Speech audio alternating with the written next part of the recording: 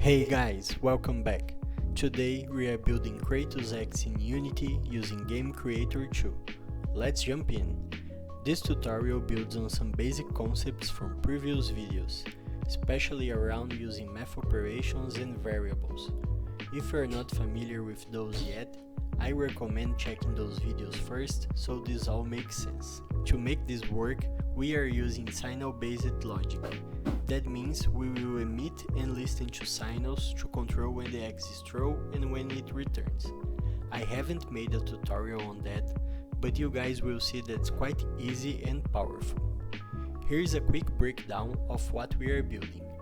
A melee weapon that can be equipped and unequipped, a throwable axe that uses physics, rotation, and triggers to interact, using fists combat when the axe is thrown, and a custom input setup to throw and call back the axe.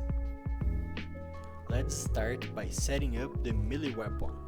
And oh, what's that? Right, remember to like and subscribe. Let's move. We'll use the melee module to define the axe combo and animations. Let's create a skill for the throw and one for the recall. For animations, you can use whatever you have, just try to time it right as I did here, cause on each skill we'll use a signal emitter. We'll also use a boolean on the combo so it reacts to inputs on play mode.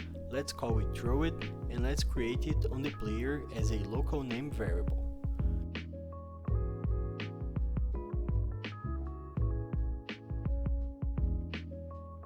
Talking on player, this Game Creator 2 mannequin is looking thick, huh? That's some nice beard, dude. Now let's take a look on the Axe prefab itself. It needs a rigid body to move with physics. We'll be changing its kinematic value runtime. For now, you can let it active. Here you can see our triggers that will listen to signals. Let's break down each step here. So, on receive signal throw, we'll clear parent of self, keep in position, we'll change our throwed boolean to true, set the kinematic value of our rigid body to false, and we'll add some impulse on the main camera direction. I used these values as Euler angle rotations because on my tests they worked nice to go to screen center, but I recommend you guys tweaking here and testing some different variations. We will also activate our rotator object, cubed object, and trail. We'll take a look on those right after the triggers. Okay, now let's take a look on the on-receive signal recall. We'll set active our cube collider to false, the rotator to false. We'll clear parent of self, keep in position, set its kinematic to true, activate the rotator back, which will make the rotation backwards, move self to a transform point from player to 1.5 on Z, 2 on X, and 1 on Y. This will be our fake curve. This will make the Axe come by the side of the player instead of coming straight forward. After finishing this way to complete, it will deactivate the rotator back. We will parent back our Axe to our right hand bone, and we will move and rotate the Axe back to its original position. It's important to note that these rotation and position values are the same ones that you are using to equip the Axe, so it's that same local position and local rotation. Okay, when it's back, I'm using some burst shake on the main camera to give some effect. After that, I reset the local position to the same position it's coming, but with duration of 0. This is just to prevent the Axe from not being on the right position because of animations. We will also deactivate the trail and play some particle system. By the end of this, we will change our boolean value throw it to false.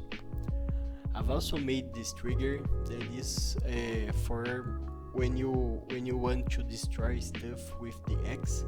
So when you deactivate the parent, it will clear its parent to be able to call it back. Now let's take a look on the other objects of the X prefab. We will have two rotator objects, one to rotate forward and the other backward. And yes, you could have just one and control with a variable. Anyway, here you can see its trigger to rotate the X, one is positive and the other is negative. We will also have a trail object for emitting our X trail. A cube, which will be our hit collider. I've used an onTriggerEnter tag here for stopping the X and parenting it to each target. And by last, I've made a simple particle system for when the X is catch.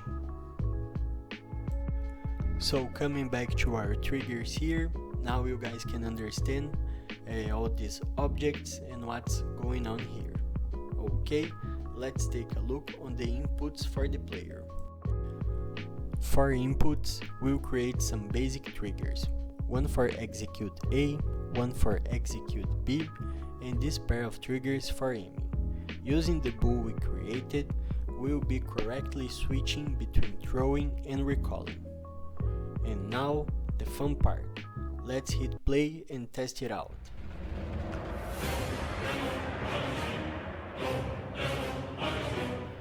You can see the X fly, spin, hit and return. You can debug a few things along the way and tweak the force or timing until it feels just right. That's how I achieved my values, but each 3D model can differ a bit. Now the example of running actions. So here I'm triggering these objects to break when the X hit him. Pretty cool, right? And one last step to punch your enemies after throwing the X, as Kratos does, is to have on the on finish of the throw skill a equip fist weapon. I'm using the brawl weapon from the examples here, and on the recall, after emitting the recall, you can already unequip the same fist weapon. And that's it, guys. You now have a fully functional X inspired by Kratos, all done in Unity using Game Creator 2. If you enjoyed this, don't forget to like, subscribe, and let me know in the comments what we should build next. I do have some ideas in mind, but I'd love to hear you guys. Also consider joining on Patreon to support the channel and get access to a lot of tools for Game Creator 2. Cheers!